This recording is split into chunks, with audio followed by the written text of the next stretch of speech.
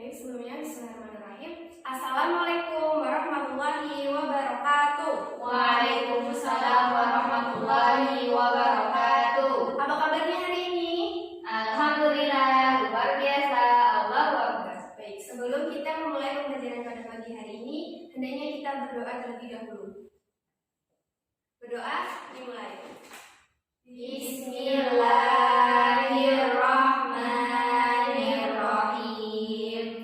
Raditu billahi rabban wa bil islami dinan wa bi Muhammadin nabiyyan wa rasulah. Rabbi zidni ilma warzuqni fahman. Amin. Baik, sebelumnya Ibu absen terlebih dahulu ya. Apa ada yang tidak hadir pada pagi hari ini? Nihil Bu. Alhamdulillah. Iya. Nah, anak-anak, ada yang sudah tahu pada pagi hari ini kita akan belajar mengenai apa? Belum tahu Bu. Belum. Jadi pada pagi hari ini kita akan belajar mengenai hudud dan hikmahnya. Sebelum masuk ke materi, Ibu akan menyampaikan tujuan pembelajaran kita pada pagi hari ini, yaitu agar anak-anak mampu mengetahui ketentuan Allah mengenai hudud dan juga hikmahnya. Nah, kegiatan pembelajaran kita itu nanti yang pertama Ibu akan membentuk kelompok. Setelah itu Ibu akan menjelaskan materinya. Kemudian kita berdiskusi. Setelah diskusi, presentasi, lalu ada kuis, kesimpulan, lalu penutup. Seperti itu ya. Bu. Masih ingat materi kemarin? Tentang apa? Jinayat dan hikmahnya. Ya, ada apa saja? Ada pembunuhan, penganiayaan, kisos dan diyat. Nah, Mbak Tias tahu apa itu kisos? Masih ingat? Lupa Bu. Mbak Is? Kisos itu hukum balasan yang seimbang bagi pelaku pembunuhan yang dilakukan dengan sengaja. Ya, kalau dia? Diyat adalah sejumlah harta yang wajib diberikan kepada korban kejahatan. Ya, benar. Jadi kisos merupakan hukuman bagi pelaku yang melakukan tindakan kejahatan, yaitu pembunuhan yang secara sengaja. Sedangkan diyat adalah sebagian harta yang diberikan kepada korban kejahatan. Sudah ingat? Paham? Paham. Kita masuk ke materi ya. Ya.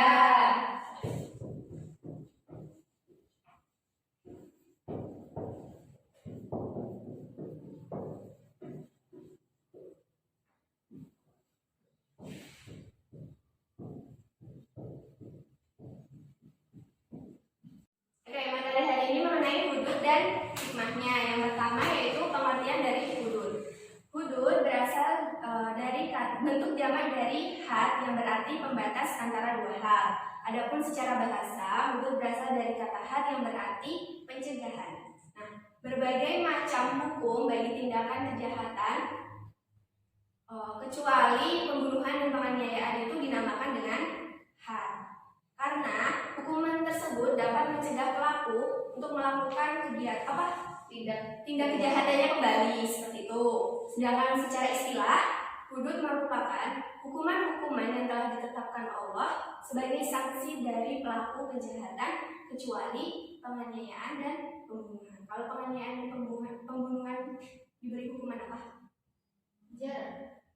Yang kemarin. Oh iya. Kisos dan diyat. Nah, secara dalam istilah fikih, perbuatan yang diberi hukuman had itu diberi nama jarimul hudud. Ada beberapa, yaitu yang pertama ada zina, qadhaf, mencuri, meminum khamar, terus ada murtad, hirubah, sama yang terakhir ada bugot. Nah, perbedaan antara kisos dan juga hudud, kalau kisos itu merupakan ketetapan manusia sebagai hamba Allah, sedangkan hudud itu merupakan ketetapan dari Allah. Jika kisos itu hukumnya dapat gugur apabila telah dimaafkan oleh keluarga korban, sedangkan kalau hudud itu tidak gugur meskipun sudah dimaafkan. Jadi itu tadi mengenai pengertian hudud secara bahasa dan istilah, kemudian perbedaan antara kisos dengan hudud. Apa ada pertanyaan? Belum. Coba Mbak Is diulangi lagi apa pengertian dari hudud secara istilah? Hudud secara secara istilah hukuman-hukuman tertentu yang telah ditetapkan Allah sebagai sanksi hukum terhadap pelaku tindak kejahatan selain pembunuhan dan penganiayaan. Ya. Nah, itu tadi mengenai pengertian hudud secara istilah. Selanjutnya yaitu coba Mbak Tias dijelaskan kembali mengenai perbedaan antara hudud dan kisos. Kalau had itu merupakan hak Allah, sedangkan kisos adalah hak manusia sebagai hamba Allah. Ya, terus masih ada lagi. Had itu tidak bisa gugur karena dimanfaatkan oleh pihak yang Dimaafkan. oleh pihak yang dirugikan, sedangkan kisos itu tidak dapat gugur jika pihak yang dirugikan memaafkannya. Nah, sudah paham semua ya? Kita lanjut ke materi selanjutnya. Dalam hudud itu kan seperti yang tadi Ibu jelaskan, tindak kejahatan yang diberi hukuman hudud itu diberi nama dengan jarimun. Ada beberapa yaitu zina, qadhaf, meminum khamar, mencuri dan lain-lain. Nah, pada pagi hari ini kita akan belajar mengenai zina dan qadhaf. Jadi pada pagi hari ini kita akan belajar mengenai zina dan qadhaf. Yang pertama yaitu pengertian zina. Ada yang tahu zina itu apa? Bisa berpendapat? Pacaran. Lainnya? Apa lagi? Berkholwat ya, sama Ya, berduaan. Jadi zina itu merupakan masuknya jenis kelamin laki-laki ke dalam kelamin perempuan yang tidak di dalam ikatan pernikahan yang secara sah. Itu namanya zina. Nah, hukum zina, dasar hukum zina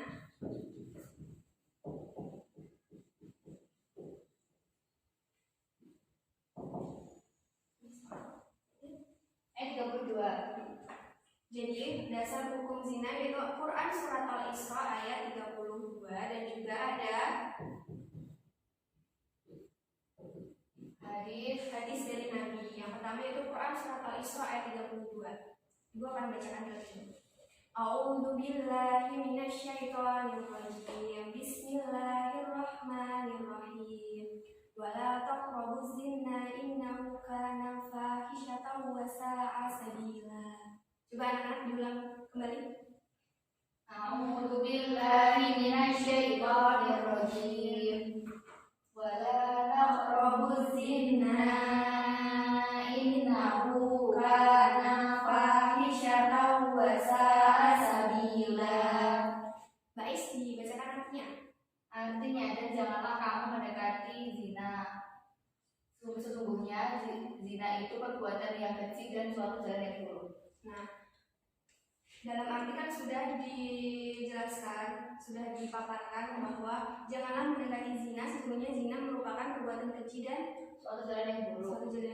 Jadi para ulama itu sudah menetapkan bahwa hukum zina itu haram dan juga salah satu dosa besar. Tadi kan dasar hukum zina yaitu Quran surat Al-Isra ayat 32 yang dari hadis Nabi. Di antara hadis tentang haraman zina yang diriwayatkan Abdullah bin Mas'ud yaitu qultu ya Rasulullah ayyud dzanbi aqdamu qala an ja'ala lillahi nidda wa huwa khalaqaka qultu summa ayyun an taqtula waladaka khasyata an ya'kula ma'aka qultu summa ayyun qala antuzani halilatan jarika rawahu Bukhari Muslim. Mbak Yas, tolong dibacakan artinya. Artinya saya Abdullah bin Mas'ud bertanya, ya Rasulullah, dosa apakah yang paling besar? Nabi menjawab, engkau menyediakan sekutu bagi Allah, padahal Dia menciptakan kamu. Saya bertanya lagi, kemudian dosa apa lagi? Nabi menjawab, engkau membunuh anakmu karena khawatir jatuh miskin. Saya bertanya lagi, kemudian apa lagi? Beliau menjawab, engkau berzina dengan istri tetanggamu. Hadis riwayat Bukhari dan Muslim. Nah, jadi hukum zina merupakan haram dan juga berdosa besar. Apa ada yang pertanyaan? Tidak. Belum. Belum? Baik.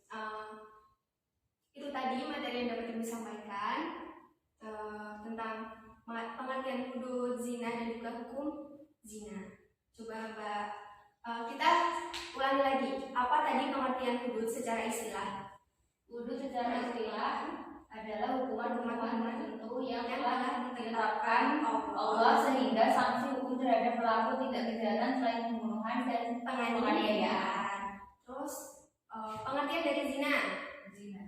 Zina merupakan perbuatan dengan cara memasukkan alat kelamin laki-laki ke dalam alat kelamin perempuan yang mendatangkan syahwat dalam persekutu yang haram, yaitu yang tidak terikat oleh pernikahan yang sah. Kemudian hukum dari zina yaitu Quran surat Al-Isra Ayat 22 dan juga hadis dari riwayat Bukhari dan Muslim. Sampai sini sudah paham semua kan? Sudah. Sekian materi yang dapat Ibu sampaikan. Materi selanjutnya akan disampaikan oleh Bu Aisyah. Wassalamualaikum warahmatullahi wabarakatuh. Bismillahirrahmanirrahim. Assalamualaikum warahmatullahi wabarakatuh. Nah, baik, di sini saya akan melanjutkan penjelasan dari Bu Melan tadi. Tadi kita membahas tentang had atau hudud dan juga contoh dari hudud sendiri yaitu zina. Nah, tadi Bu Mila menjelaskan bahwa zina itu adalah ketika bertemunya kelamin laki-laki dan kelamin perempuan yang tidak dalam ikatan yang sah, ikatan perkawinan yang sah. Nah, sekarang kita akan membahas tentang dasar penetapan hukum zina. Jadi dahulu Rasulullah itu benar-benar hati-hati sekali saat mendengar berita tentang perzinaan karena dasarnya itu harus benar-benar sesuai dengan syariat. Nah, salah satu dasar penetapan zina yaitu yang pertama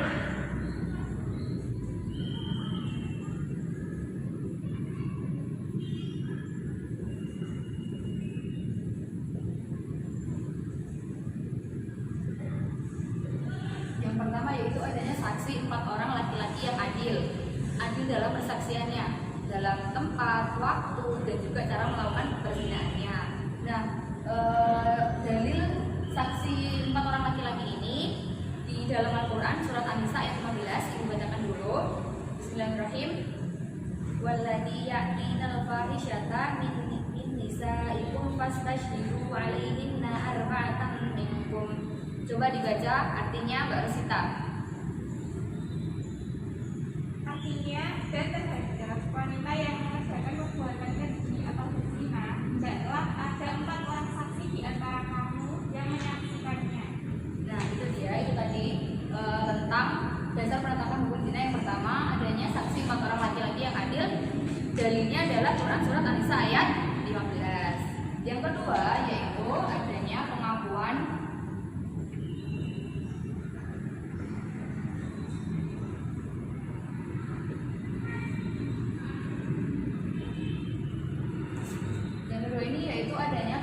dari pelaku zina. Jadi, orang bisa menetapkan seseorang itu berbuat zina ketika ada pengakuan dari pelaku zina. Setelah ada 4 orang saksi laki-laki yang adil, maka harus ada pengakuan dari si pelaku zinanya. Ini ada dalilnya yaitu dari hadis Rasulullah yang diriwayatkan oleh Bukhari. Dibacakan dulu.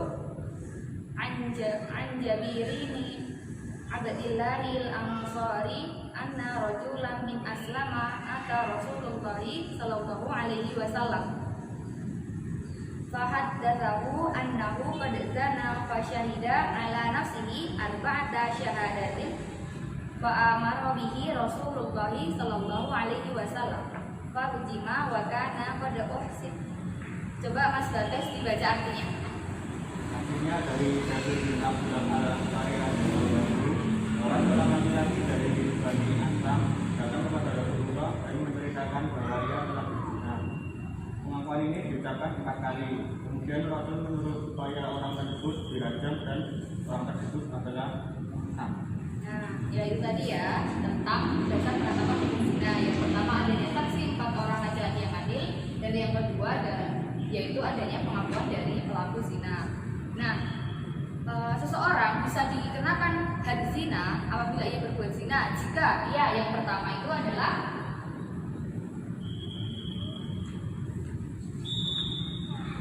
balik dan berakal. Balik dan berakal ini karena kan dia udah mukallaf, yaitu orang yang cakap hukum. Jadi ketika dia melakukan suatu perbuatan zina dan dia sudah balik dan dia berakal, maka dia wajib dikenakan hukuman had zina. Yang kedua,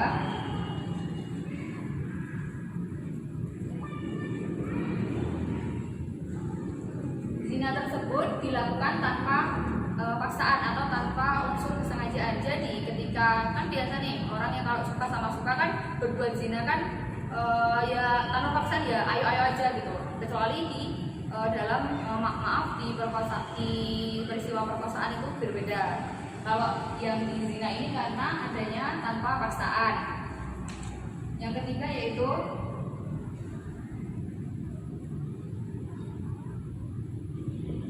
tahu konsekuensinya. Ketika dia berbuat zina, maka dia itu tahu apa hukumannya dan dia akan mendapat dosa. Dia tahu sebenarnya, tapi dia tetap melakukan karena yaitu tadi, karena adanya nafsu, keinginan untuk berzina. Seperti itu ya. Yang keempat yaitu karena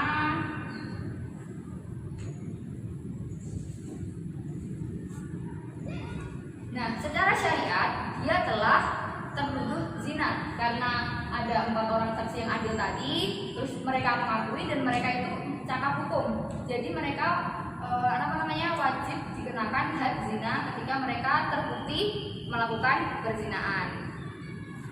Paham sampai sini? Ada pertanyaan? Belum. Nah, sekarang kita lanjutkan tentang macam-macam zina.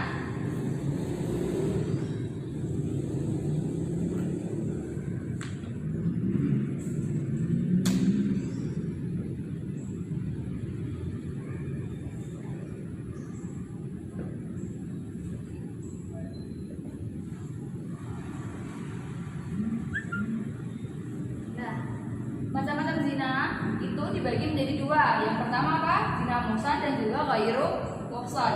Yang dimaksud zina muhsan ini yaitu ketika perzinahan itu dilakukan oleh seseorang yang telah menikah. Jadi suami atau istrinya itu dalam artinya kalau bahasa sekarang itu selingkuh ya, melakukan perbuatan persetubuhan dengan yang bukan pasangan sahnya, seperti itu.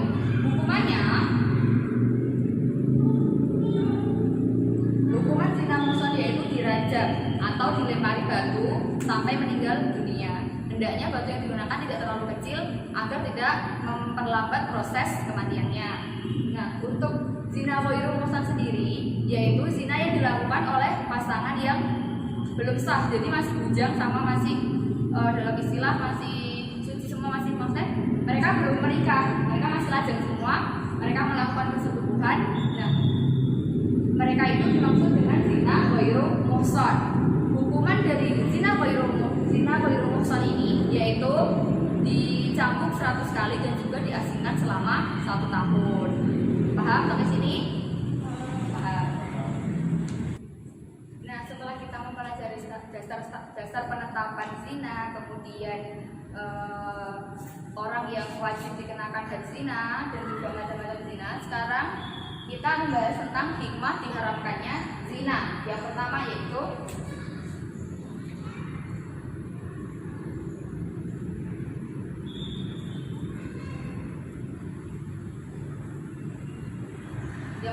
memelihara keturunan dengan baik. Kita tahu sendiri bahwa keturunan yang dihasilkan oleh perbuatan zina itu kan mereka dianggap dikucilkan kan dari masyarakat, kayak mereka tuh anak haram gitu. Padahal yang salah bukan anaknya, tapi yang melakukan perzinahan tersebut. Oleh karena itu kita harus menjauhi zina supaya memelihara keturunan kita.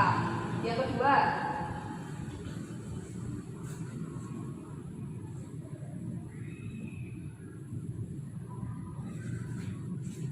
yaitu menjaga harga diri dan kehormatan. Apalagi sebagai perempuan kita wajib menjaga harga diri dan kehormatan kita. Kita jangan sampai terkena pergaulan bebas, apalagi sampai pacaran yang sampai menjerumuskan kita ke dalam perzinahan.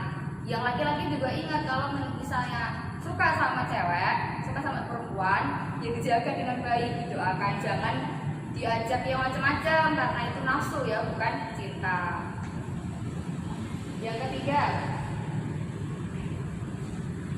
yaitu menjaga ketertiban dan keteraturan rumah tangga. Seperti yang dijelaskan tadi, kan ada zina muhsan, yaitu kan zina yang dilakukan oleh pasangan yang sudah menikah atau istilah lainnya selingkuh. Nah, untuk itu kita yang sudah menikah itu harus menghindari zina dengan orang lain agar menjaga ketertiban dan keteraturan rumah tangganya supaya rumah tangganya tetap sakinah mawaddah warahmah. Seperti itu ya. Yang terakhir yaitu memunculkan rasa kasih sayang terhadap anak yang dihasilkan melalui perkawinan yang sah. Kita kan tahu sendiri anak yang tidak lahir yang di luar pernikahan yang sah kan kita tahu sendiri. Kadang ada yang nggak disayang, ditelantarkan, seperti itu ya. Kalau hasil dari perkawinan yang sah tuh benar-benar kita sayangi, kita rawat, kita lindungi dan kita jaga. Seperti itu, paham? Ada yang menanyakan?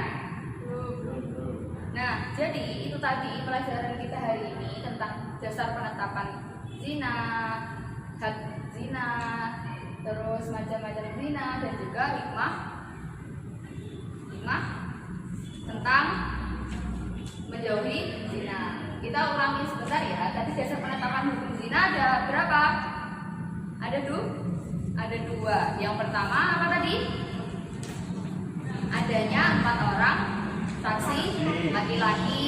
Yang kedua pengakuan zina. Terus dasar-dasar yang dapat dikenakan oleh had zina tadi apa? Dasar-dasar orang yang dikenakan had zina ketika dia berbuat zina, yaitu yang pertama berakal. Terus yang kedua tanpa paksaan. Yang ketiga yang keempat telah diyakini secara ya betul. Terus macam-macam zina ada dua apa aja tadi? Zina muhsan dan juga zina ghairu muhsan. Zina muhsan itu dilakukan oleh pasangan yang sudah menikah atau dalam kata lain selingkuh. Hukumannya apa? Dirajam sampai meninggal dunia. Kalau zina ghairu muhsan itu dilakukan oleh pasangan yang belum menikah. Hukumannya dicambuk 100 kali dan apa? Dan diasingkan selama 1 tahun. Terus hikmah menjauhi zina ada apa? Yang pertama yaitu memelihara keturunan dengan baik, menjaga keteraturan rumah tangga, menunjukkan rasa kasih sayang ketika kita memperoleh keturunan dari perkawinan yang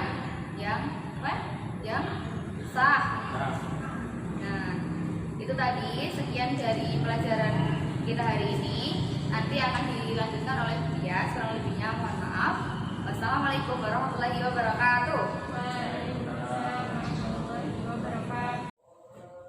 Sebelumnya, assalamualaikum warahmatullahi wabarakatuh. Waalaikumsalam warahmatullahi wabarakatuh. Nah, di sini Ibu akan melanjutkan materi tentang khodob ya. Tadi kan udah dijelasin sebelumnya, kita review dulu ya. Tadi dari Bu Aisyah tadi udah dapat apa aja? Udah dapat macam-macam Dasar penetapan zina.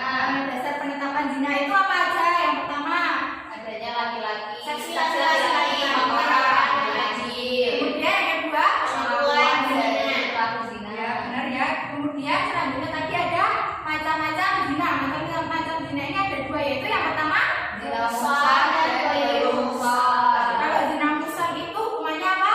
Dirajam. Kemudian yang ghairu muhsan Dicambuk 100 kali dan diasingkan 1 tahun. Nah, kemudian ada hikmahnya tadi. Yang pertama yaitu Menjaga keturunan yang baik, menjaga kehormatan, menjaga kehormatan dan diri. harga diri. Kemudian yang ketiga menjaga ketentraman dan keteraturan rumah tangga. ya itu ya. Ya. Ya, kemudian selanjutnya Ibu akan menjelaskan mengenai khodob. Yang pertama itu ada pengertian dan jadi pengertian khodob ini dari bahasa yaitu melempar batu atau semisalnya. Kemudian dari istilah yaitu melempar tujuan zina kepada perempuan baik-baik secara terang-terangan. Jadi itu ya pengertiannya. Kemudian yang kedua itu ada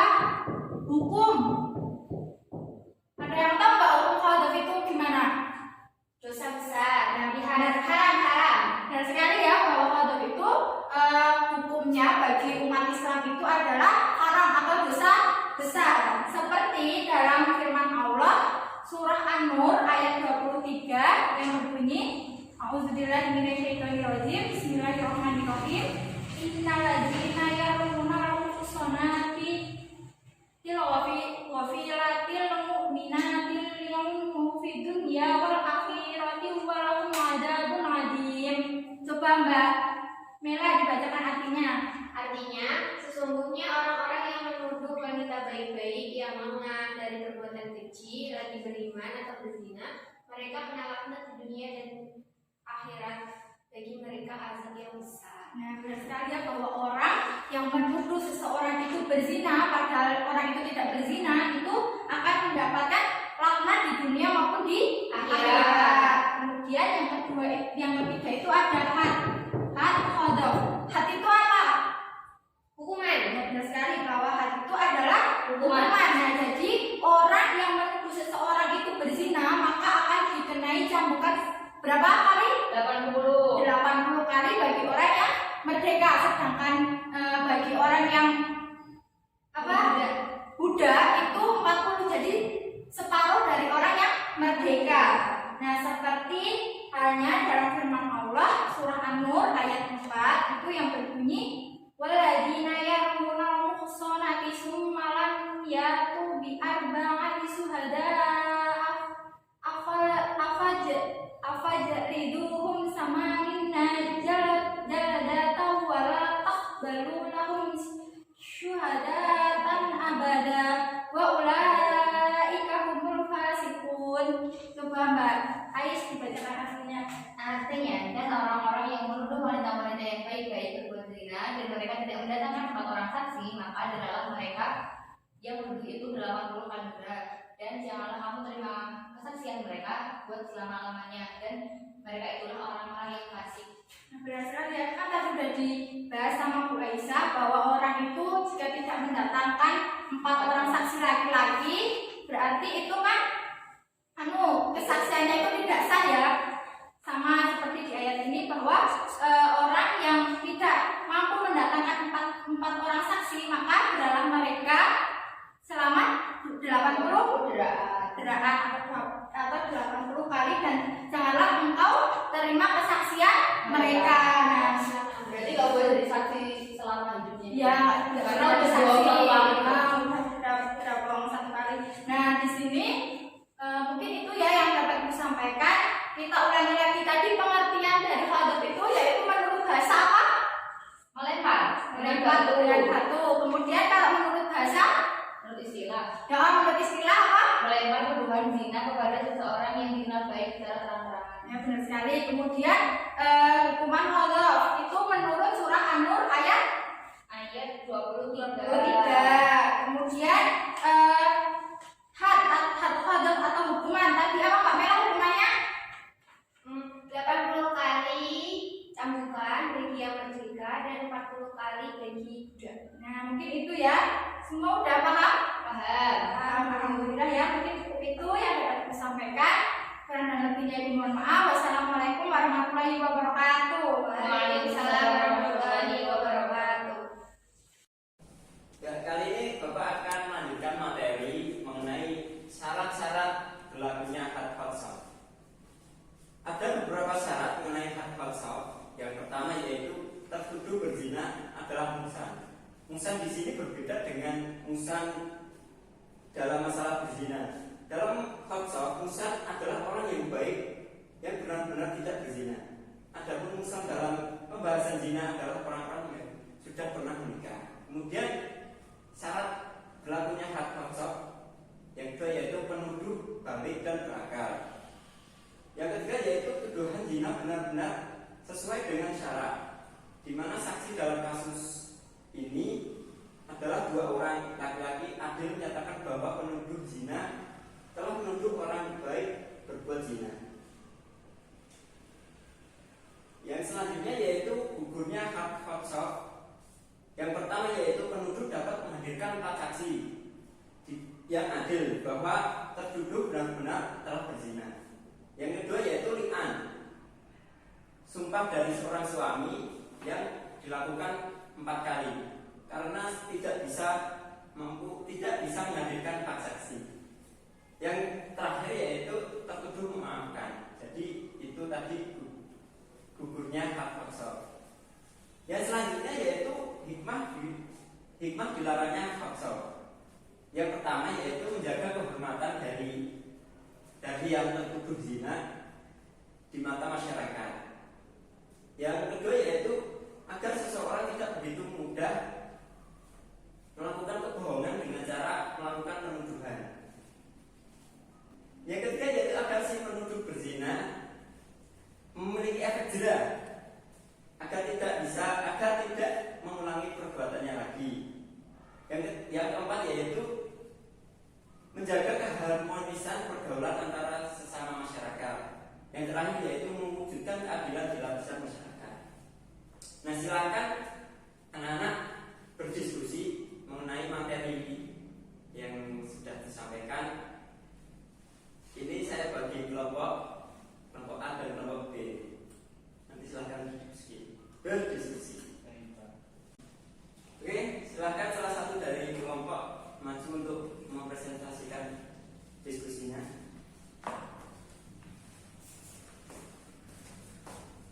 Baik, di sini saya akan menyampaikan hasil diskusi kelompok kami, yaitu kelompok 1 mengenai syarat-syarat berlakunya hak kosong.